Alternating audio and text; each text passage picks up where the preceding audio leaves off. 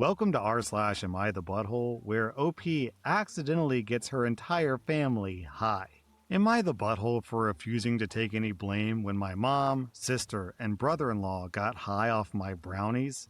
We live in Canada where THC is legal, so don't clutch your pearls too hard. I like getting high. No shame in it. I don't drink and I don't smoke. I get oil and I use it in my baking. My brownies were in my room, in my closet, under a pile of folded sweaters. The reason for that is my mom was visiting. Normally, I would keep the brownies in the pantry. I went out with friends and I invited my mom along. She said that she would visit Kathy instead. Coolio, no problem with that. I went out to dinner and a movie with friends. When I got home, I found out that my mom decided to invite my sister to my house instead of going over there. The reason I know this is because they were all on my couch, not moving and barely blinking. They were also watching some Korean TV show on Netflix without subtitles. This is only odd because we're originally from Uruguay. Not much crossover in the language. My brownie tray was also on my coffee table. I made them all drink water, threw a blanket over them, and went to sleep. This morning, they lost their cool on me. That I'm responsible for having that where anyone could get to it. That I should have called an ambulance or something. That I ruined their virgin cannabidol receptors. I'll admit that this last one is what I imagine they were trying to say while still high and incoherent. I refuse to take any responsibility for any of this. I did nothing wrong, but they're pissed. The top comment from Thin Tradition is exactly what I was thinking. Not the butthole. I'm more concerned as to why they were in your room, in the closet, and under your sweaters.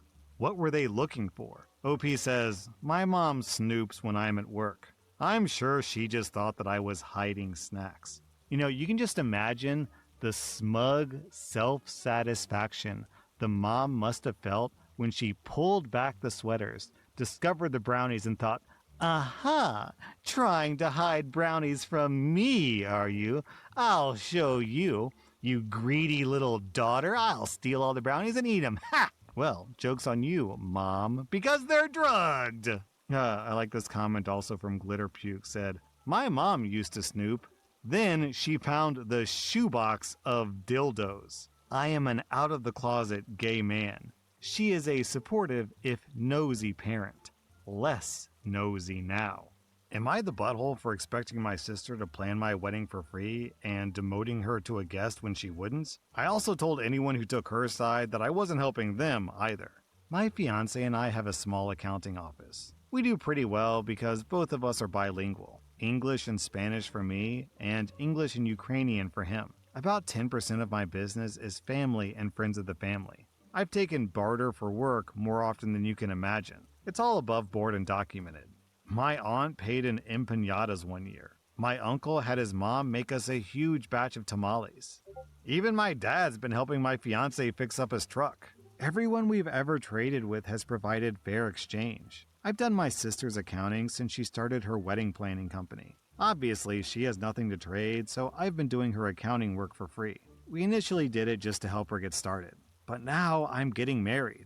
I told everyone at dinner at my mom and dad's house. I asked my sister if she would plan my wedding and be my maid of honor. She said yes to being a maid of honor, but no to planning my wedding. I asked her why not, and she said I would need to pay for her services. That she can't do free stuff for family because she needs to make money at her job. She literally said it like I didn't know what a job was. So I talked to my fiance and then to my parents. We then told my sister that she would be getting an invitation, but she was no longer in the wedding party. I also gave her all of her tax files for the year on a USB drive.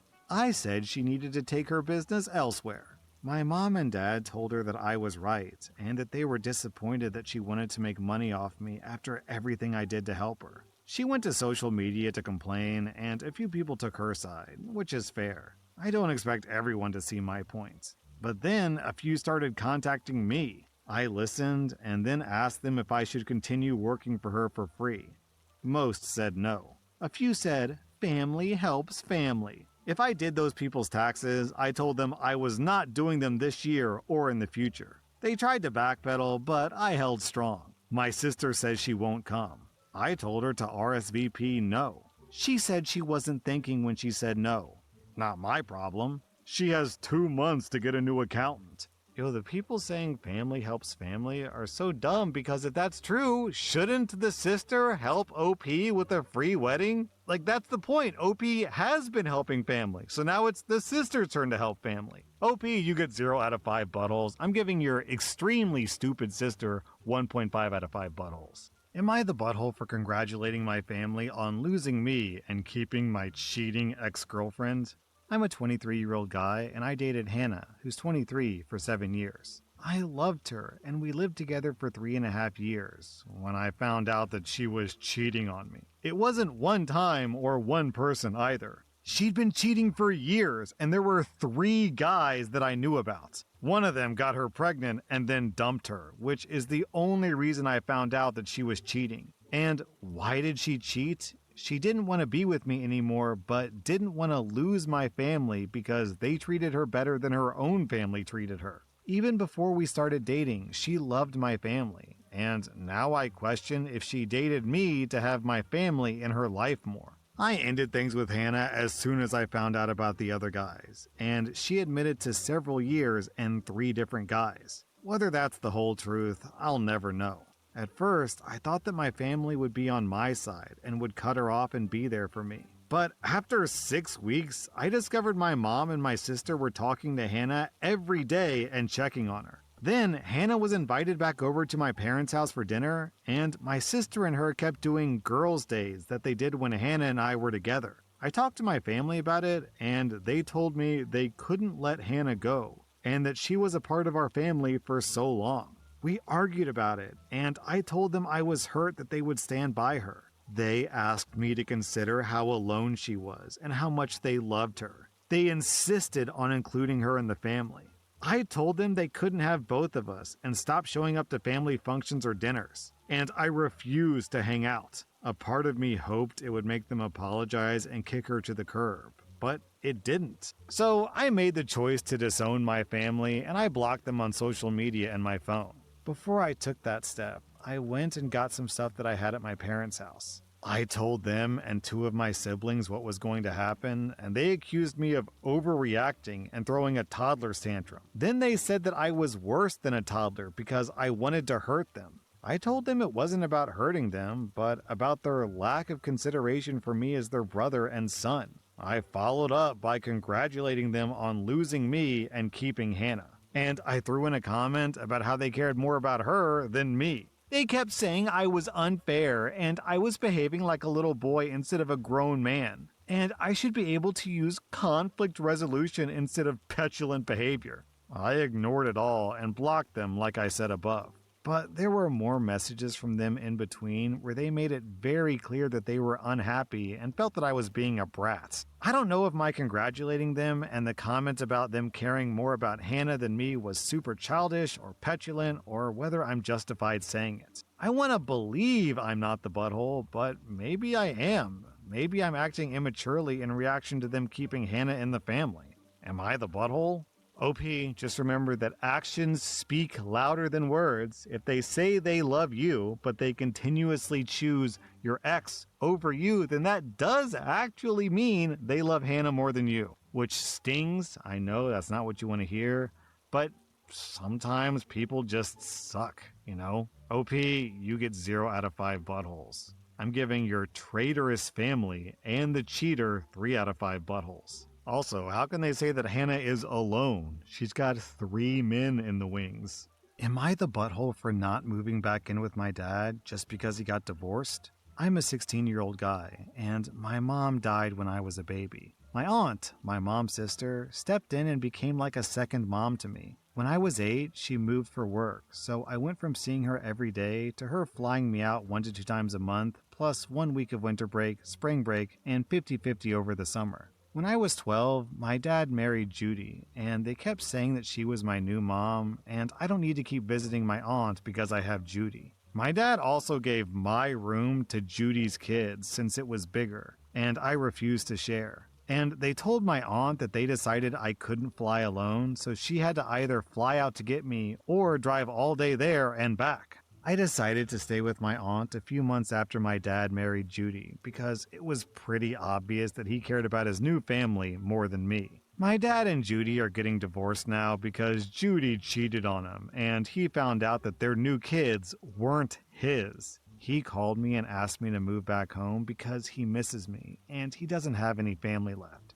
I said no because I like it here. My aunt is a way better parent than my dad was, and she's been dating this guy that comes over on weekends and makes us the best burgers and steaks. And he fixes cars up as his hobby/side job, so he's working on one for me. I also really like my school, and I have friends here, and I'm really close to a lot of good colleges, so I probably won't even have to move out for college. My dad and his side of my family are upset that I won't move back because he's my dad and he needs me. But he's the one who chose his new family over me, and them getting divorced isn't my problem to solve. I don't really plan to change my mind, but I want to know if me refusing to move back makes me a butthole. Here's the part that stings for me, is that he didn't want you to move back when he was still married to her. When he had his new family to play with, he was completely happy that some other person was taking care of his kid for him and just taking that off of his plate. But now he wants someone to comfort him, so now he wants OP to come back. Give me a break. She's your daughter, not your therapist. OP, you get 0 out of 5 buttholes. I'm giving OP's dad 3.5 out of 5 buttholes. Am I the butthole for leaving because my sister-in-law hid my shoes to keep me from taking walks? My sister-in-law has 3 little ones, and her husband, my stepbrother, had to leave the country for work for a few months. I offered to stay so I could help her out when needed, and she happily accepted. I live across town, so not that far away. I was there for 3 days when my sister-in-law commented on me going on daily walks. I've taken a daily walk of at least a mile since October 2018.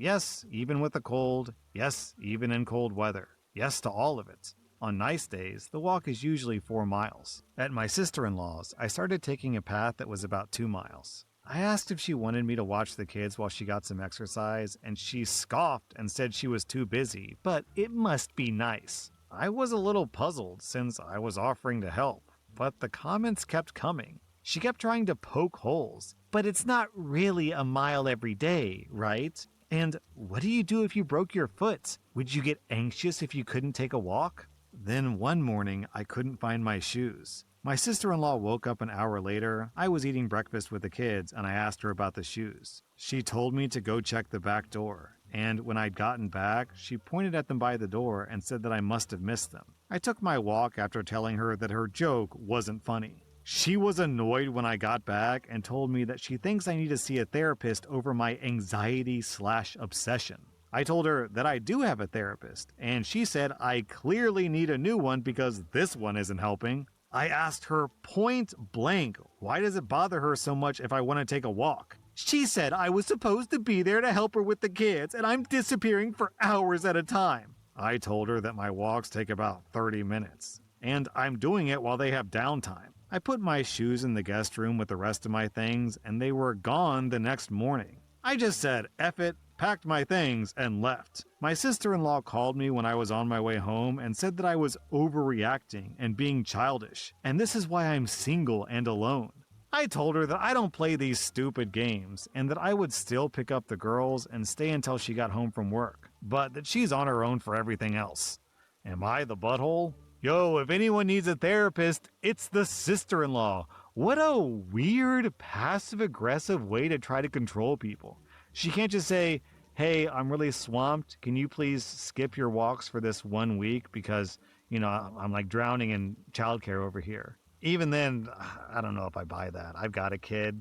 It is a lot of work, but 30 minutes? This woman absolutely needs OP's help for every second of the day, including those 30 minutes? I don't buy it. She's just lazy and controlling. OP, I'm giving you 0 out of 5 buttholes. That was r/Am I the Butthole. And if you like this content, check out my podcast where I publish the exact same episodes. Also, hit that subscribe button because I put out new Reddit videos every single day.